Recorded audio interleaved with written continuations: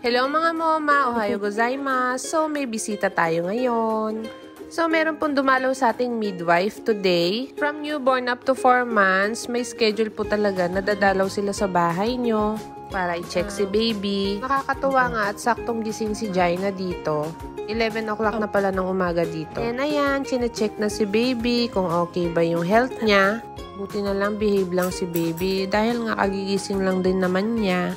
And dito po sa Japan, mandatory po talaga na pumunta yung midwife sa mga bahay-bahay para ma-check nila yung baby. Buti na lang nakapaglinis-linis ako ng bahay at si spell char.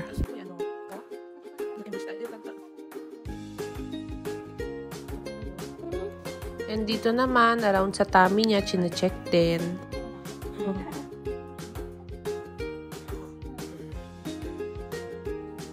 Ayun nga, pinalitan pala siya ng diaper kasi nagpupo siya. Konti lang naman. Ayan na, titimbangin na si baby. So, nung pinanganak ko si baby Jaina dito is 2,666 lang ang weight niya. Ang tiny, diba? So, after 3 weeks, ayan na po yung timbang niya. Buti na lang umabot na ng 3,590. Congratulations, baby Jaina. Big tayo. Wow. So, ayan, inulit-ulit yung timbang niya kung tama. Kasi talagang ang bilis nung pag-gain ng weight niya dyan. So, ang feeding po natin kay Jaina is pag umaga, nagpo-formula siya. Then, sa gabi lang. Then, the rest of the day and night, breastfeed na po siya. Bihira na lang din po ako mag-pump kasi lagi naman siyang nakalatch sa akin. Yan, chine-check na yung circumference ng katawan niya sa chest. Then, mamaya sa ulo. At nakakatuwa at sinabihan ako ni midwife na kahit hindi na siya mag-formula, kahit sa breastfeed na lang, or ubusin ko na lang yung natitiran yung formula milk dito. Kasi maganda na yung pagtaas ng graph niya sa weight niya, tsaka sa height. Jaina. Jaina Gale. Ayan, maririnig nyo na ang iyak niya dyan. Kung paano siya mairita.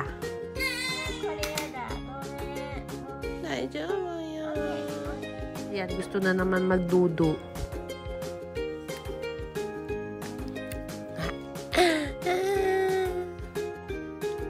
So, dito naman yung height ni baby. So, nung pinanganak ko siya is 50 cm po. So, ngayon, 51 naman.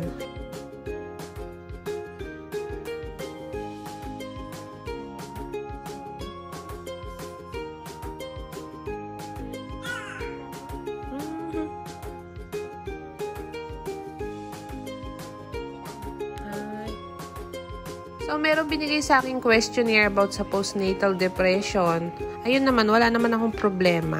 Happy po ako. So, ayun, natapos na. Bye-bye po, midwife. Thank you for visiting us. So, ayun nga, 2 weeks after nung birth ni Jaina, medyo mababa yung timbang niya kasi exclusively breastfeeding lang ako that time. Pero nag-mix ako ng konti. Ayun, sobrang laki ng nag-gain niya. 26 days lang. Per day is 42 gram ang nag-gain niya. O, ayan yun. Nakikita nyo, 17 gram lang nung nakaraan. Kasi siguro konti pa lang yung nadedede niya talaga sa akin. Yung napoproduce kong milk. Then, ayan na. Si Colette, katatapos maggatas sa akin. O, ang grumpy na naman ng mukha niyan. O, diba? Then, ngayong gabi, ayan. Baby, Drunk po siya. Lasing. Gatas pa more. Tumutulo pa ang gatas. Gatas ka pa.